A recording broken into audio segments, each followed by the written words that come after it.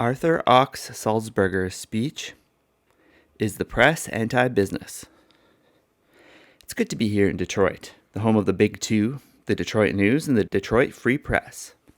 About a year ago, I was looking through a newspaper and I came across a story that gave me my topic for today. Is the press anti-business? The story that triggered the question in my mind was a report of the dreary 1975 earnings of the New York Times Company. Happily, I can address that question today in a more objective frame of mind.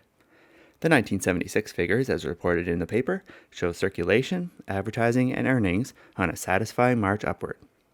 The article about it looks decidedly pro-business. In fact, I cannot recall a morning on which I read the Wall Street Journal with greater pleasure. Is the press anti-business? That question breeds another. How can the press be anti-business when the press is business, and often big business at that? After all, like many of you in the room today, we too face boards of directors, union leaders, the EEOC, the SEC, and stockholders. It's hard to remember a Times annual meeting which Evelyn Y. Davis missed. But the fact that the press is often big business itself does not really enable us to duck the question. Are we anti-business? A great many businessmen suggest that a new tone is creeping into journalism.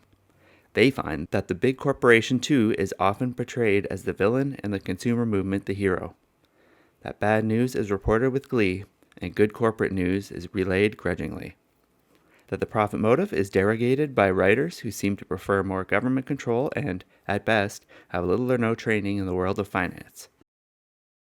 Too often they feel the deadline conflicts with accuracy, and the deadline too often wins. It is argued that a general public distrust of institutions is being focused by the media into a lack of confidence in all American business enterprise. Let me pass along a tip on how to detect bias in any speaker on this subject. If he talks about the media, he's against us. If he talks about the press, he's for us. I speak to you today as a member of the press. Let me grant this at the outset. Press coverage of business has changed and is still changing. A more analytical, more skeptical, sometimes more critical approach is being taken. And this is not only true with business reporting, government, education, the courts, and the press itself are subject to this new scrutiny. The printing of handouts, or editing with a shovel, is on the decline, and that's good. But why, journalists are asked, don't we play up the good news? Why doesn't the corporate bribe or the drop in earnings get the big headline, while the advance in technology or the rise in earnings gets buried? One answer, of course, is in the nature of news. We give more space to a plane crash than to a report on the thousands of safe landings made every day. I would never suggest that good news is no news, but I would suggest that bad news is often big news. Another answer is in the changing nature of the news business. In every field, editors are emphasizing two basic questions. One is how. How will this affect the reader's life? And newspapers respond with more service columns, more pieces on personal investing, and more columns on significance of business news on readers' lives. The other is why. Why did they abandon the merger? Why did they fire the boss? Readers, investors, and creditors all want these answers. And as business becomes more complex, more international, answers to these questions become increasingly important. On this point, I should add that not all reporting of good news is necessarily welcome to businessmen.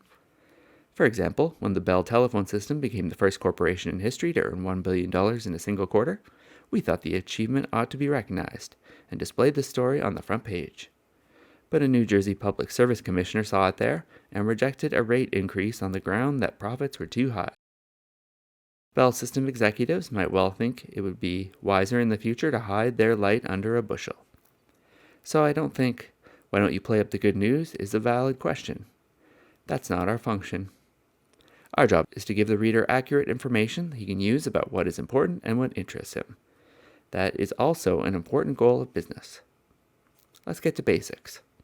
50 years ago, an American president could say, with much justification, that the business of America is business. We've gone beyond that. The business of America is freedom. For the journalist, that means the freedom to get to the root of the truth, the freedom to criticize, the freedom to goad and stimulate every institution in our society, including our own. For businessmen, that means the freedom to compete fairly on the basis of value and service. And it means the freedom to defend themselves against unfair charges by pressure groups, to assert the principle of the profit motive, and to fight off excessive or stultifying government regulation. For the consumer of your product and mine, it means the freedom to hold our claims to account, the freedom to complain like hell and get attention paid to those complaints, and the freedom to choose a competitor if we fail them. Let me then practice what I preach about the new coverage of business news. Here are a few ideas we can use in our business lives.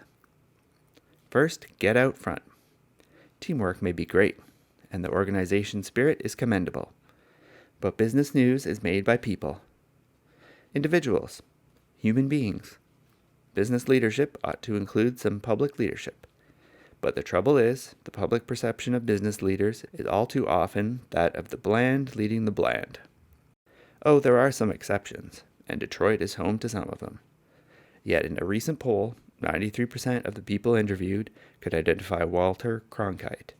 79 people, Henry Kissinger. 66%, George Meany. But when they were asked about Thomas Murphy and John DeButz, they wondered if the pollsters were putting them on. Less than 3% could identify the heads of General Motors and AT&T. Why are there so few business heroes? Is the press trying to hide the identity of businessmen, or are businessmen worried about becoming celebrities? It is true that with public renown comes vulnerability, both personal and corporate. Many businessmen choose, out of modesty or caution, to stay out of the limelight. A faceless official spokesman often becomes the voice of the company. Even publishers should show their faces now and then. I think it's a fine thing when somebody comes up to me after a speech and says, "You're doing a great job with your newspaper, Mr. Chandler." Next, stop talking the inside lingo of business. Whenever businessmen get together, they bemoan the fact that business is failing to communicate, whatever that means. One reason may be that they're talking a specialized language that the public is not about to take the time to learn. That language barrier concerns us at the times. Occasionally, we hear the charge that newspaper and television reporters are poorly prepared to talk to business people about financial subjects. And it is true that the subject matter is becoming more complex, involving nuclear safety or tanker technology, changes in accounting rules, and the like. From our side, we're hiring more reporters with formal educations in business subjects, not so much to talk the language of businessmen, but to interpret these complex subjects for the lay reader. Next, go looking for complaints. That sounds strange, I know. Most of us have all the complaints we can handle.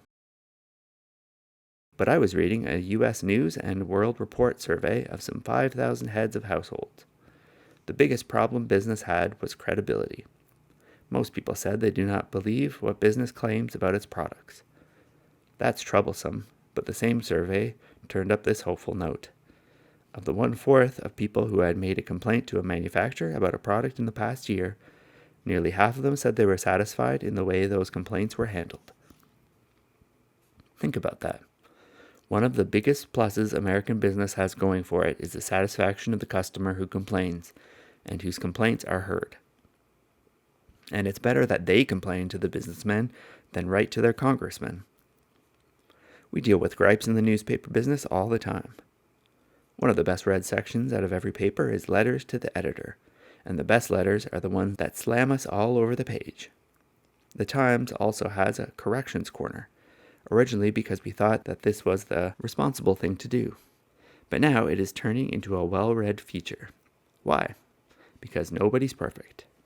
Customers and readers understand that and react well to efforts to improve.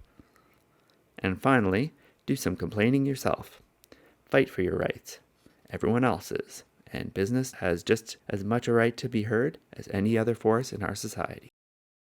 Just about every survey about public perceptions of business shows that the strongest anti-business feeling is on the college campus. That's a big challenge, and it invites a kind of sensitive confrontation. Businessmen, especially young businessmen, should assume that burden. It cannot be solved only by taking an ad in the college newspaper. To combat anti-business feeling at its source, businessmen have to arrange to tie into college activities, participate in seminars, and have honest answers to student questions about environmental and human concerns. Nor is there any need to be on the defensive. We know that the market system outperforms any other, and it includes the irreplaceable element of personal freedom. That's not something to apologize for. That's something to proudly assert. I think you'll find more places in which to make that kind of affirmation. Many newspapers are adopting op-ed pages seeking expressions of outside opinion. On the Times, one of our most popular Sunday features is a page of outside opinion labeled Point of View, where businessmen and academics and government officials blaze away on everything from energy policy to capital shortages. More than ever, across the spectrum of our lives, that element of controversy is a vital part of the news. News is not only what happens, but what people think has happened, and what values they attach to what has or has not taken place. Business is a prime part of that creative controversy. So is journalism. Sometimes it hurts. Most of the time, it's fairly exciting and quite constructive. My point is this. It is not so much a matter of the press being anti-business, which I have to admit it sometimes is. Nor is it a matter of business being anti-press, which you have to admit it usually is. That tension between press and business, in a relationship not quite so adversary as that which exists between press and government, is the healthy tension in the land of separated and balancing centers of power. Is the press anti-business? The answer is no. Is the press anti-dullness, anti-stuffiness, anti-corporate secrecy? The answer is yes. Is a probing, skeptical, searching press coverage good for business? I think so. You may not agree completely.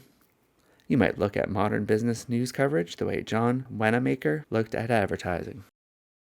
Half of it is wasted, he felt, but he never knew which half. Business and journalism share certain great values. We are both pro-opportunity. We are both pro-consumer. We are both pro-profit. We are both pro-freedom.